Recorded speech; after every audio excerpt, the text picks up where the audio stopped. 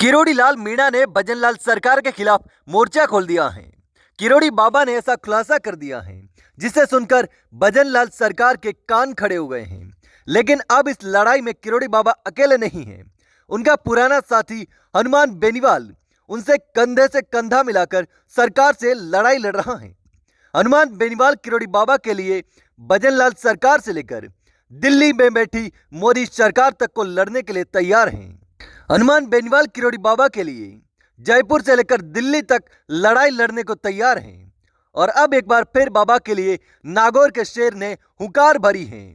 किरोड़ी और बेनीवाल ने मिलकर ऐसी दहाड़ लगाई है जिसके बाद भजनलाल सरकार के पसीने छूटने लगे हैं। तो चलिए जानते हैं कि आखिर ये पूरा मामला क्या है। दरअसल जब एसआई भर्ती को रद्द करने की मांग करने वालों के घर दबिश देने गई एसएचओ कविता शर्मा से किरोड़ी बाबा की तीखी बहस हो गई और उसे जमकर फटकार भी लगाई। लेकिन बाद में महिला दारोगा ने किरोड़ी बाबा के खिलाफ रोज नामचा में रिपोर्ट दर्ज कर दी।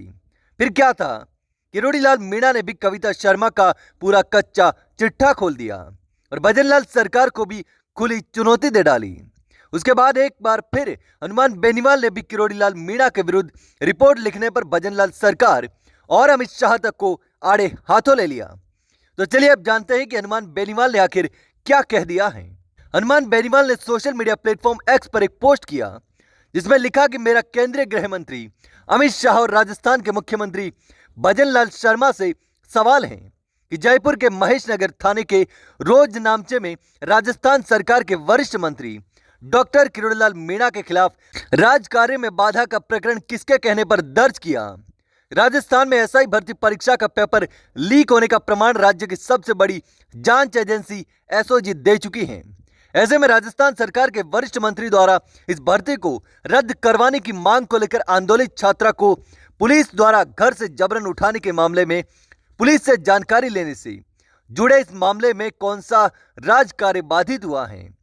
प्रदेश सरकार के एक मंत्री द्वारा कहना कि सरकार मेरी है तो क्या हुआ, अन्याय सहन नहीं करूंगा।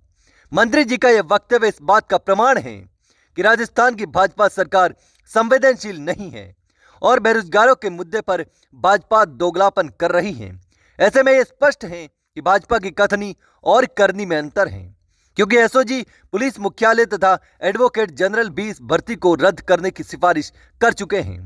बावजूद इसके सरकार चुप है। तो जहां किरोड़ी लाल मीणा ने सरकार के खिलाफ मोर्चा खोल दिया है, वहीं हनुमान बेनीवाल लगातार किरोड़ी लाल मीणा का सपोर्ट कर रहे हैं। जब किरोड़ी लाल मीणा की महिला दरोगा के साथ बहस हुई थी तब भी हनुमान बेनीवाल ने किरोड़ी लाल मीणा का सपोर्ट किया था। और अब जब किरोड़ी लाल मीणा ने एसएचओ कविता शर्मा का कच्चा चिट्ठा खोल दिया और सरकार को खुली चुनौती दे दी है, तब भी हनुमान बेनीवाल कदम से कदम मिलाकर किरोड़ी लाल मीणा का साथ दे रहे हैं। अब इस पूरे मामले ने राज्य सरकार के भीतर ही असहमति और विरोध को जन्म दे दिया है। किरोड़ी लाल मीणा की ओर से किए गए खुलासे ने सरकार की अंदरूनी कलह को उजागर करके रख दिया है। किरोड़ी बाबा के बयान सीधा सीधा भजनलाल सरकार को चुनौती देता है। उनका कहना है कि अब जब किसी भी प्रकार के अन्याय को सहन नहीं करेंगे। किरोड़ी बाबा ने खुले तौर पर कह दिया है कि अब वो अन्याय को सहन नहीं करेंगे। किरोड़ी लाल मीणा ने साफ तौर पर कह दिया है कि अगर सरकार के भीतर इस प्रकार की गड़बड़ियां जारी रही तो वो चुप बैठने वाले नहीं हैं। और अब इस लड़ाई में हनुमान बेनीवाल कंधे से कंधा मिलाकर किरोड़ी लाल मीणा का साथ दे रहे हैं।